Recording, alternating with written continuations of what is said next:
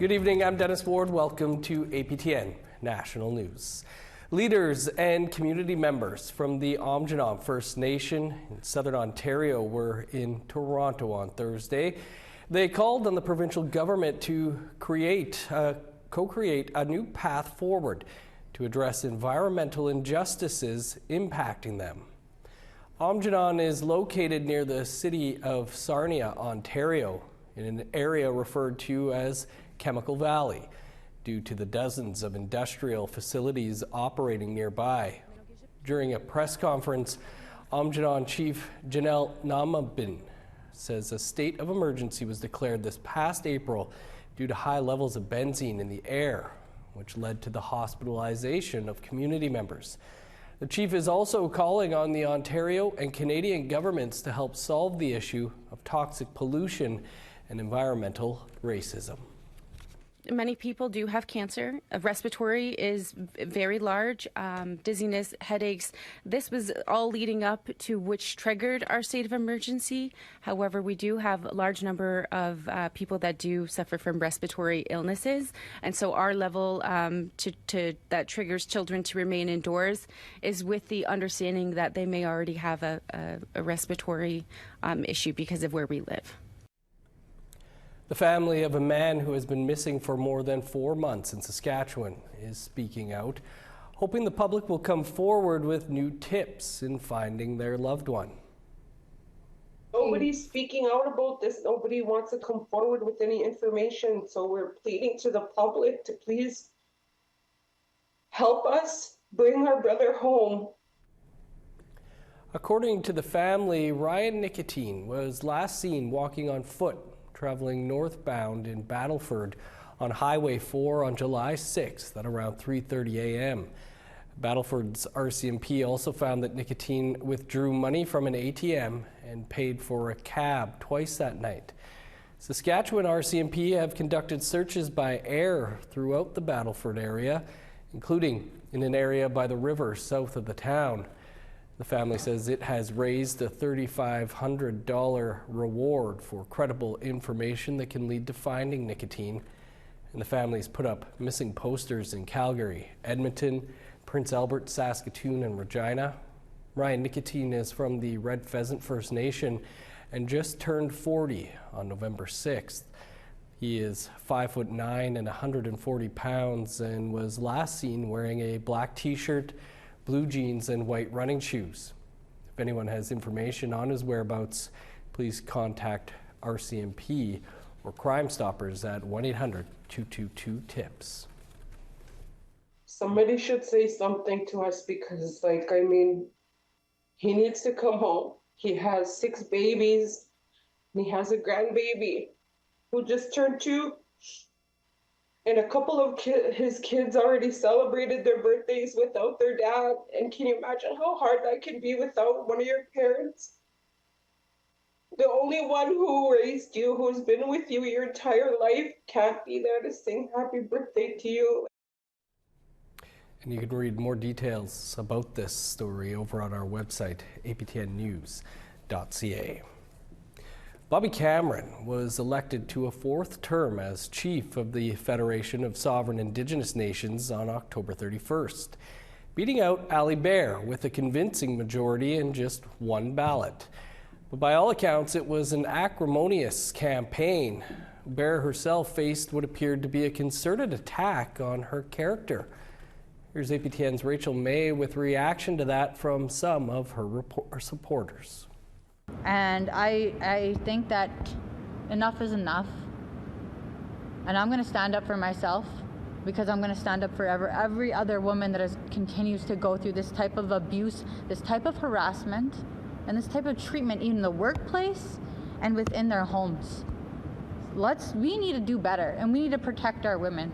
Voters arriving at TCU Place during the FSIN election in Saskatoon were greeted with a graphic poster campaign against Aly Bear of the Whitecap Dakota Nation. As soon as I walked up, there was people telling me, there's posters, these are flyers are everywhere, hundreds of them, all over the outside of the building, all over cars, vehicles. Bear, who was running against Bobby Cameron for chief of the organization, calls this lateral violence, when people in a certain group, such as residential school survivors, lash out against each other rather than their oppressors.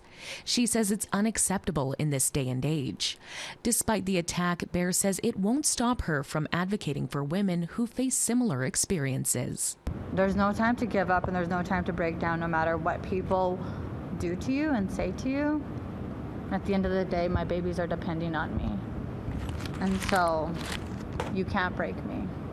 Chief Lynn Akus of Zagami Anishinaabe saw the defamatory posters too and believes a conversation about women in leadership is needed. She talked about this with other female delegates who were upset by the posters and wanted action against lateral violence. There was a study done on women leadership in Canada, like MLAs, MPs, municipal leaders, and it reported a frightening rise in lateral violence and threats towards women leaders. So it's not only at the First Nations level, it's at all levels. Akus believes First Nations should enforce the calls for justice to combat these attacks. Start with making the workplace safe for children and women, as well as, having community supports in place for to respond to women who do not feel safe. Chief Matthew Todd Pegan of Pasqua First Nation nominated Bear. He was looking for some kind of action immediately after the attack against Bear. The chair of the Legislative Assembly, once known that, should have brought that to the attention of the people and explained that that's not our way and condemn it. Pegan acknowledged that FSIN leadership denounced personal attacks, but said they should have not waited until after the election. And it's sad when we have an election and we have candidates talking like this about the respect for our kokums, our mothers, our daughters, and all our women, and that we got to always protect them. And then yet you have, pictures, derogatory picture of one of the candidates. Pegan believes the federal government must work with First Nations to support women facing harassment and violence. The federal government, although they recognize that it exists, they have to step up more to be more of a partner and in the spirit of reconciliation, as they would call it. And if they don't, then reconciliation is just a made-up word. Rachel May, APTN National News, Saskatoon. To Winnipeg now, where a date has been set to begin searching the Prairie Green landfill for the remains of at least 2 First Nations women. Melissa Robinson, part of the Search Oversight Committee, told APTN News that the search is slated to begin Monday, December 2nd. She says training for search technicians begins November 25th, and that the Assembly of Manitoba Chiefs alone received 140 applications for the job. November 7th is International Inuit Day, and in Winnipeg, the Toongassoogat Inuit Centre marked the day by hosting its grand opening at its new space in the North End. The nonprofit was established in 2017 to help the urban Inuit population in Manitoba transition to city life. On Thursday afternoon, dozens from the community gathered to tour the space, enjoy some food and play games. The event opened with the Kudluk lighting by an elder. Other festivities included throat singing and drum dancing. The new resource center is over 10 times as large as their previous 1,200 square foot space in Winnipeg's West End. The executive director, Nikki Komak-Sutsiak, says it's important to host the grand opening on International Inuit Day. International Inuit Day is a day where we can amplify Inuit voices, whether that's challenges or successes. And this is definitely a success for our community to have a space such as this. We know that in order for changes to happen, we have to hear some of those challenges in order for those those positive things to happen. And so for us to have our grand opening on a day like this is so meaningful, and it also educates other folks, other Canadians, that Inuit are Canadians as well. And so that's something that we've been working towards, changing that narrative as an urban Inuk. Great looking space and get together there. The Winnipeg Street Census is officially in action. Since Wednesday, 200 volunteers have been conducting a point-in-time count of Winnipeg's homeless population. In addition to hearing their stories, volunteers gather information on the conditions that lead people to homelessness and where people are taking shelter. They also collect demographic data such as cultural background, sexuality, and past involvement in the child welfare system. The data is then used to inform government policy and community programs aimed at combating homelessness. The census is typically done over 24 hours, but this year it's being held over 4 days. And Homelessness Winnipeg CEO Jason Whitford explains why. As has shown, homelessness has most likely increased in our city. We need to get to those different geographic locations. We need to take time. We can't be rushed when we engage with the person and hear their story. Perhaps at first engagement they may not be ready. Perhaps at the second contact they will be ready to tell their story. The 4 days will allow us a more comprehensive I think opportunity to gather those stories that are out there. To Nunavut now, where Premier PJ Aamjiwnaang survived a vote in the territorial legislature Wednesday to cast him out of his position. Nunavut's MLAs voted 10-8 to keep Aamjiwnaang as premier. The motion to remove him was put forward by Aamjiwnaang MLA Solomon Maliki on Monday. Maliki said there was a lack of transparency in Aamjiwnaang's leadership. The motion was put forward while 3 MLAs were away from the legislature and unable to vote.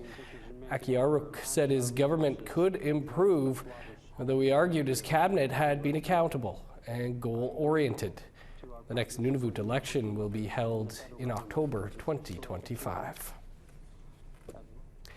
Our Truth and Politics panel is taking a look at the life and legacy of Murray Sinclair, who passed away earlier this week. That and more still to come after the break.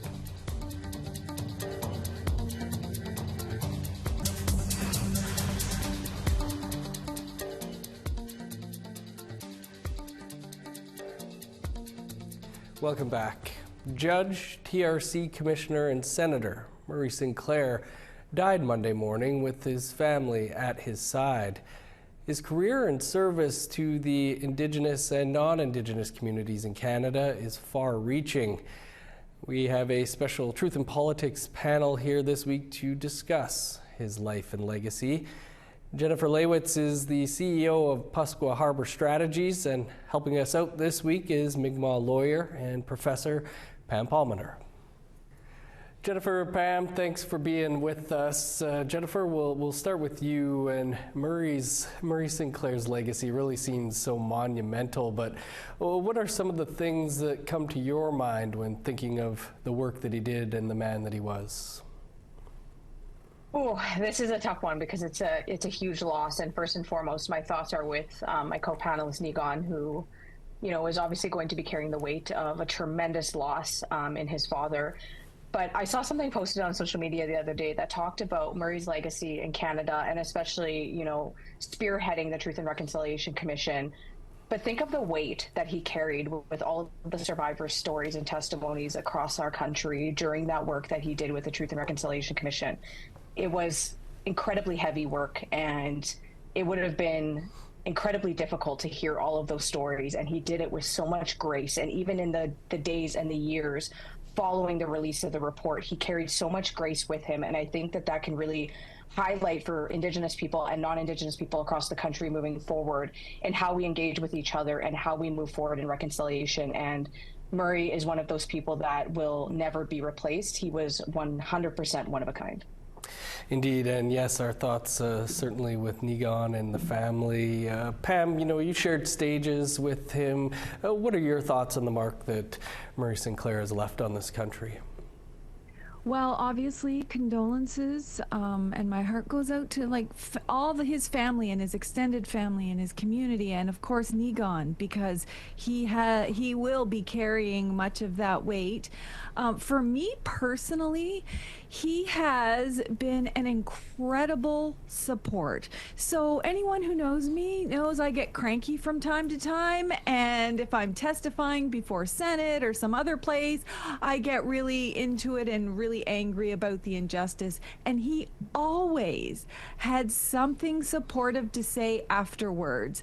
Just to keep going, keep fighting, don't worry about, rules or anything else. And he always had a gentle way of being with people that I totally admire.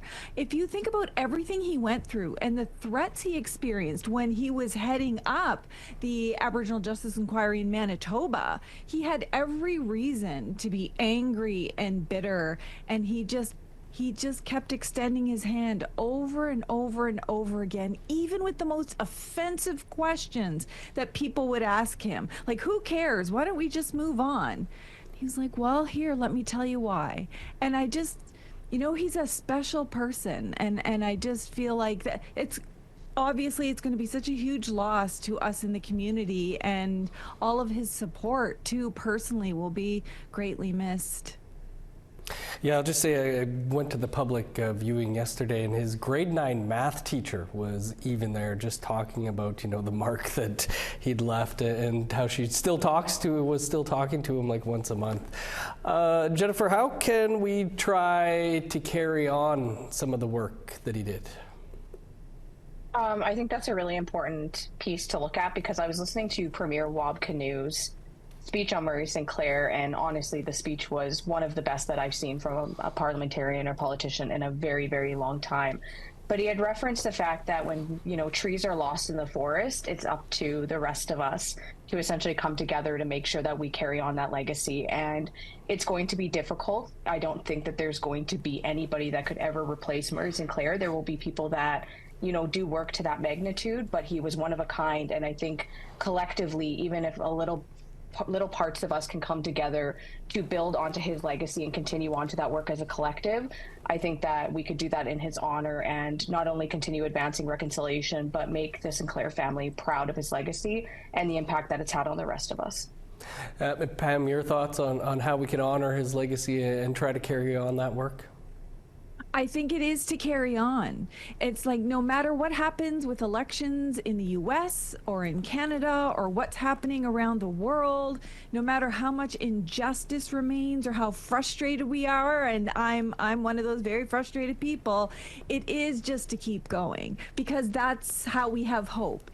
So long as Murray was out there saying, we got this, we're coming together, I have faith in Canadians, it was like, okay, even on the worst day, it's like, okay, he's out there saying that. And now it really is our responsibility. And I would hope that people wouldn't all just assume that responsibility is all now going to fall to Niigaan, because he already does so much that it really is something that we need to spread out amongst us, because it's a lot of work to do. And thank goodness Murray has brought Canadians to the place that they're at today, something that Americans are like nowhere near where Canadians are in terms of understanding what's happened to Indigenous peoples, what's currently happening, and what needs to happen for reconciliation in the future. Pam, Jennifer, we'll leave it there, but great to see you both. Thanks for being with us. Thank you. Thank you. A musician from Peguis First Nation in Manitoba is set for a huge honor. Details on that and a look at tonight's episode of Nation to Nation after the break.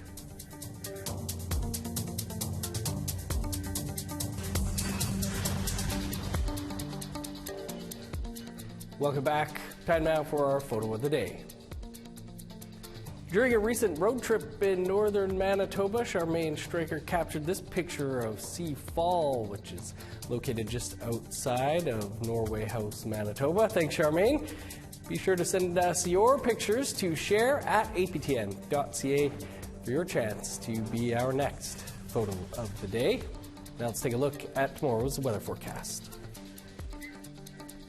Starting on the East Coast, 11 in Halifax, 9 with showers in Charlottetown, -6 and cloudy in Kuujjuaq, snow, and +1 in Nain. 12 with showers in Montreal, snow and 3 above in Val-d'Or. 9 in Sault Ste. Marie, showers and 8 in North Bay. Cloudy and 5 in Wawa, 8 in Thunder Bay. 4 in God's Lake, 7 in Norway House. Sunny and 8 in Winnipeg, sun's out and 12 in Dauphin. 11 under sunny skies in Regina, Saskatoon, and Estevan. 10 and sunny in Meadow Lake, 9 in La Ronge. In northern Alberta, cloudy and 7 in Fort Chip, 5 with showers and high level. 16 in Lethbridge, sunny, and 17 in Edmonton. 11 with showers in Vancouver and Victoria, 13 in Kamloops. 8 with rain in Prince George, 5 and showers in Smithers. -9 with snow in Old Crow, 2 below in Whitehorse. -9 and flurries in Yellowknife, flurries and 11 below in Norman Wells.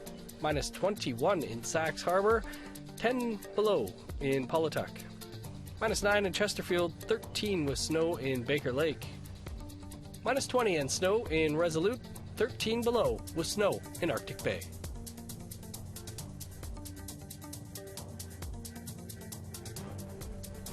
Peguis First Nation musician William Prince will be honoured with Canada's Walk of Fame Award later this month.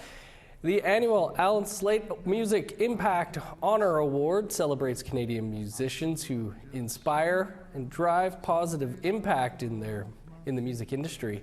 The organization says Prince has used his voice to make a meaningful contribution. Prince to make a meaningful contribution to our collective legacy.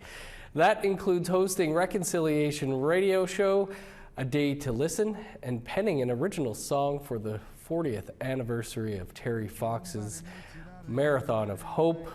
Great Big Sea frontman Alan Doyle will honor Prince with a special performance of one of his songs during Canada's Walk of Fame celebration. That's scheduled to take place on November 20th in Toronto. My apologies to William. Great honor for him, though. Over to our Ottawa studio now, where Fraser Needham is standing by with a look at tonight's episode of Nation to Nation. Coming up after the news, Donald Trump is back in the White House, and what does this mean for Native Americans? We'll talk to Mark Trehot of ICT News to tell us more.